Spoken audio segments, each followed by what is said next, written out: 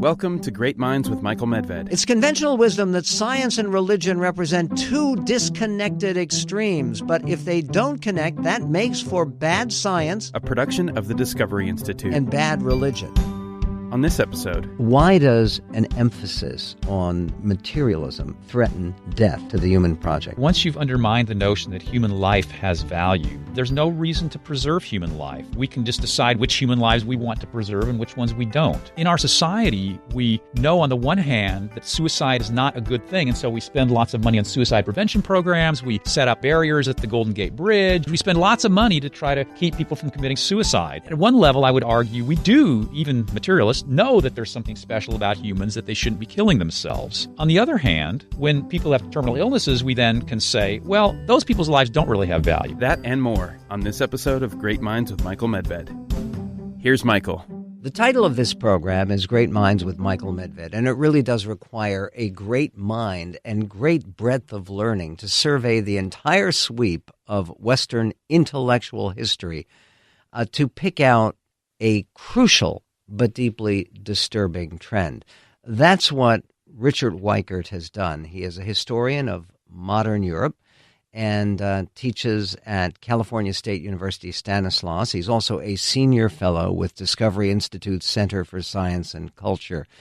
And Dr. Weik, your most recent book is called The Death of Humanity. Now, this is not a death that is due to climate change or global warming. What is the meaning? What do you imply? Because it's not just one kind of death. How is humanity dying? The title, The Death of Humanity, is actually indicating sort of two different kinds of use of the word death. Death of the concept of humanity, that is, of humans as humans. So the notion that humans are something special, unique, made in the image of God, sacred. These kinds of ideas about what humanity is on the decline in our society, and so there's this notion that this is we could be seeing ourselves with the death of this concept of humanity. But then also there are people who are being killed, abortion, infanticide, euthanasia, because of these ideas, these dehumanizing ideas. And when you talk about the dehumanizing ideas, you go right back to this notion, which has been the traditional notion in Western civilization, that human beings are created in the divine image. Yes, I go back to the Enlightenment period to see the decline in that idea. So in the Declaration of Independence, Jefferson could write that we hold these truths to be self-evident, that all men are created equal and that they're endowed by their Creator with certain inalienable rights. Among things are life, liberty, and the pursuit of happiness. But today, Jefferson couldn't say that. He couldn't say today that these are things that are unquestionable, indubitable, because people are questioning. Right? Yeah, self-evident, because people are questioning them all the time today. Okay, and when they question them, part of it is this very notion that human beings were created with another dimension that other creatures, other animals lack. And the essence here is what you discuss in your book is materialism. When most people hear the term materialism, they think, oh, that's people who are obsessed with things or with money. But you mean materialism in a far more profound and consequential manner.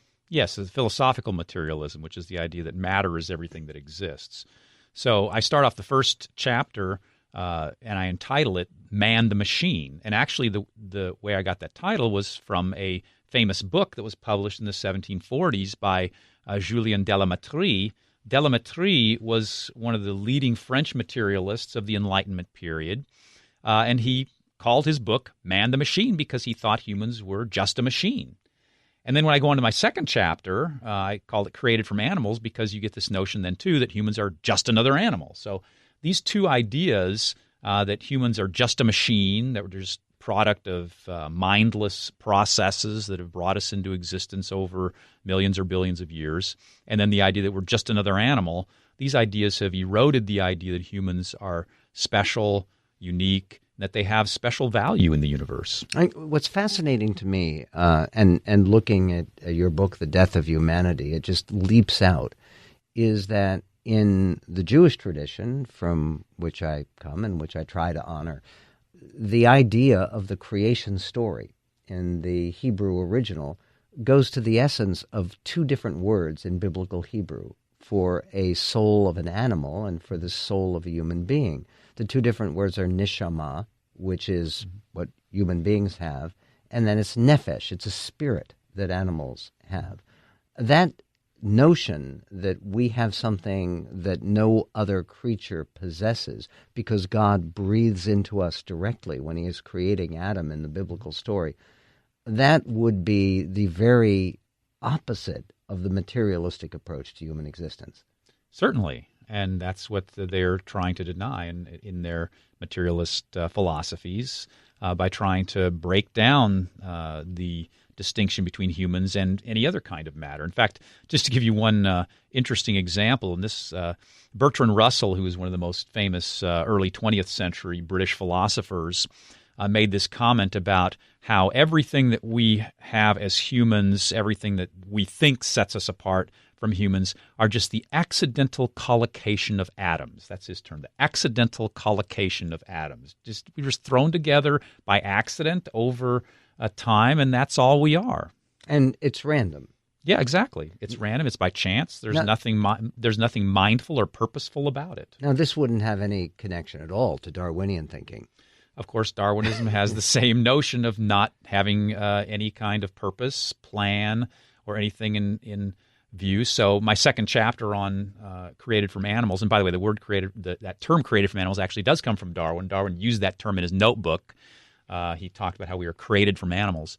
That notion that we're just another animal, yeah, it does come from Darwin. If you read Darwin's Descent of Man, he does talk about humans as having just a little bit more social instinct, a little bit more rationality, a little bit more of what other animals had. So ultimately what he was claiming is that we were just quantitatively different than animals, but qualitatively he didn't think we were different than animals. You know, it struck me so forcefully in conversation with you, Professor Weikert, that when Darwin titled his other important book, Descent of Man, did he mean it in both ways? The idea that human beings were not only descended from other creatures, but that human beings were somehow lower?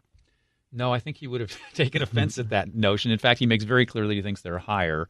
And even at the very at the very close of Origin of Species, he makes a comment about how the higher animals have been produced through this process of natural selection and the struggle for existence and such. So, no, he thought that the humans were the highest, and he thought that certain races within humanity were higher than other races as well. And the Europeans, he thought, were at the pinnacle. Which is part of what you get into in The Death of Humanity. Right. Because clearly, if you're talking about the ascent of man, which is actually what Darwin believed in terms of his hierarchy of races, right, then you have every kind of justification for victimizing, utilizing, exploiting, and ultimately destroying lesser races. Exactly, and it doesn't have to be races either. It could be different economic classes, and I discuss this as well in my book. So it depends on, the Nazis believed in biological determinism, and scientific racists and eugenicists. Eugenicists are those that believe in trying to engineer better human heredity, create a better human. People who believe in that kind of view bought into biological determinism, the idea that human morality and characteristics, mental and moral characteristics, are all biologically determined. But then there were other materialists who came along and said, no, it's all environmentally determined. It's just a product of your environment. So you have like Marxists, communists, and other kinds of socialists who think it's all environment. And so, interestingly, it could be the race enemies like the Nazis targeted. That would be one kind of way of trying to engineer a better humanity. Or it could be trying to get rid of the class enemies, say, of the Marxists by, the gulags and the Soviet system. And again, one of the things that you touch on is the work of Lysenko and this whole idea that somehow, given the fact that if you're a full materialist, that you believe that human beings can be forced to evolve in a certain direction to create a new man. What's wrong with that notion? Well, for one thing, it was actually it ran afoul of Mendelian genetics for one thing, but so that was one problem with it. And then the Soviets finally had to abandon it as well. But there's a more fundamental problem, and the more fundamental problem, it seems to me, what I'm dealing with in my book, Death of Humanity, is that it sees humans as just something to manipulate. It sees humans as just something that's a product of material processes. And so what happens is, whether you're biological determinists like the Nazis and trying to engineer a new humanity by killing those of inferior races, killing people with disabilities, or if you're a Soviet communist or Chinese communist for that matter, trying to engineer a new human by altering the environment, getting rid of those of economic class, either way, you're trying to manipulate other people. But what's interesting is that you don't think about the fact that, what about the manipulator? The manipulator himself, whether it be Stalin, Hitler, or such, is also just the product of these chance processes that took place over history. So there's no free will anywhere down the line. So how do they then make these choices for the rest of society? Okay, so, when you talk about the choices, I mean, one of the answers that materialists would give back, and I think that's acknowledged in your book, is that, well, you have to do something about the physical circumstances of life. And they would indict religious faith by saying that religious faith over the years has sanctioned and glorified poverty and asceticism and self-denial. And yet a materialistic approach would see that reducing pain and reducing hunger and reducing poverty, these are all noble and achievable human goals. The response? Well, but it does it by reducing humans to being having no value and no worth, and so there's no real reason to reduce poverty. Okay, so except for yourself. Yeah, except for whatever you want for yourself and what serves your own interests. So my response to that would be that basically what happens very often is that, and I make this argument in my book at quite a number of places, that materialists basically saw off the limb they're sitting on by destroying morality, but then wanting to take moral positions like that we should have happiness for the human race, that we should do things that provide for the betterment of humanity and all these kinds of things. And they also have very highfalutin goals. I mean, you look at Marxism and what they're pushing for. You look at all its talk about oppression and all these other kinds of things. Well, they're making moral judgments all the time while they're undermining the notion that there is even such a thing as objective morality. And so part of the death of humanity that I talk about in my book is also the death of morality, the idea that there is no such thing as any kind of fixed norms, objective right or wrong. And so once you buy into that idea, then you open the door to these atrocities. Even if the Marxism doesn't necessarily imply Stalin, you open the door to Stalin because you don't have anything to counter him with. You know, what could a Marxist tell Stalin that is he doing wrong?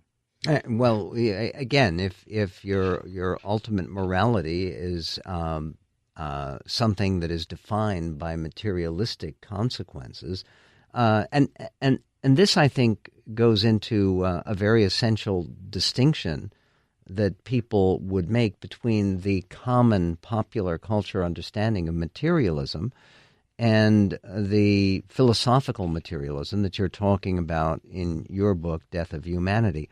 Why does an emphasis on materialism threaten death to the human project?